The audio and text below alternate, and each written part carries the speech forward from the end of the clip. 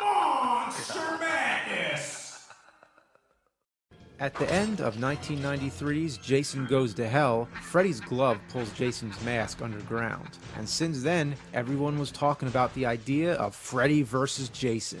But it took 10 years for the movie to actually happen. The wait was worth it, and it's one of the best versus movies. A shame they don't make more like this.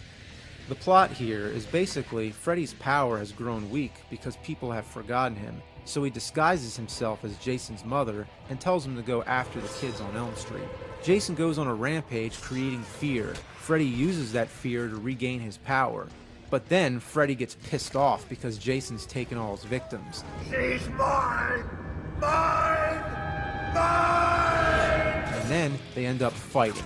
A bizarre plot, but hey, it works, and it's a great excuse to get him to fight. Both villains have their own strengths and weaknesses. Jason was originally killed by drowning, so his weakness is water. Freddy was killed by fire, so that's his weakness. So it's like a battle of the elements. Whenever you see Jason, you often see the color blue, and when it's Freddy, everything's a fiery red. There's a pothead character that looks like Jason Mewes, you know, from Jay and Silent Bob, but that's not him, although it seems like he's trying to be. Dude, that goalie was pissed about something. There's some inconsistencies with the previous films. There's a scene where a girl falls asleep in a bathroom. Freddy cuts her nose off, then she wakes up like she's completely fine. Did they just forget that if Freddy hurts you in a dream, then he hurts you in real life?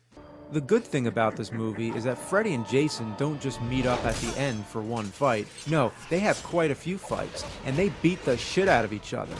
Freddy is more powerful when they're in the dream world, and Jason is stronger when they're in reality.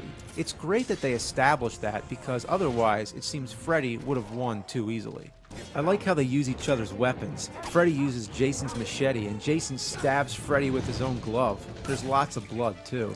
If I just walked into the theater during this scene without even knowing who Freddy or Jason was, I'd be like, what the fuck is this? It seems like with these movies, nobody wants to see their favorite monster lose, so they always keep the outcome vague. It's like Frankenstein meets the Wolfman and King Kong vs. Godzilla. You know what I just realized? They all have something to do with water. Yeah, Frankenstein the Wolfman gets swept away in a flood, King Kong and Godzilla roll into the sea, and Freddy and Jason fall into a lake.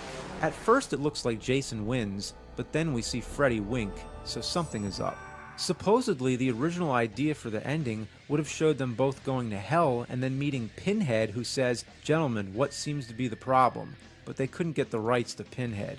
Why not have Freddy versus Jason versus Pinhead? Why not Leatherface versus Michael Myers or Chucky versus Leprechaun? The door is completely open for more versus movies, and they would make serious money, so it makes you wonder why the fuck don't they make more of these kind of movies?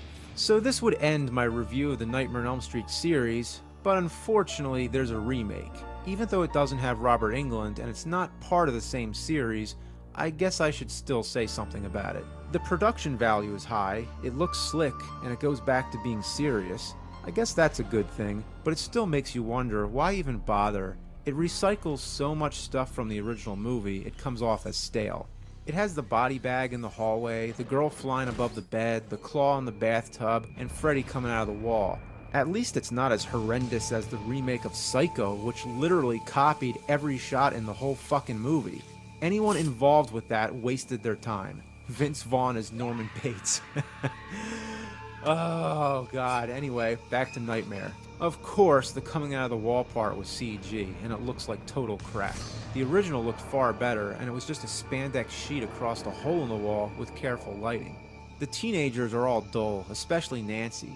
She doesn't have an ounce of the charisma Heather Langenkamp had. What's your favorite color? Blue.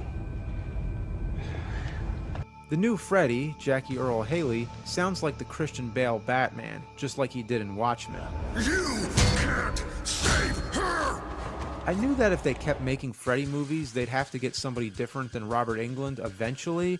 I mean, how many times can one guy play the role? He deserves to retire from it, but couldn't they at least get the makeup to look right? It looks like melted cheese.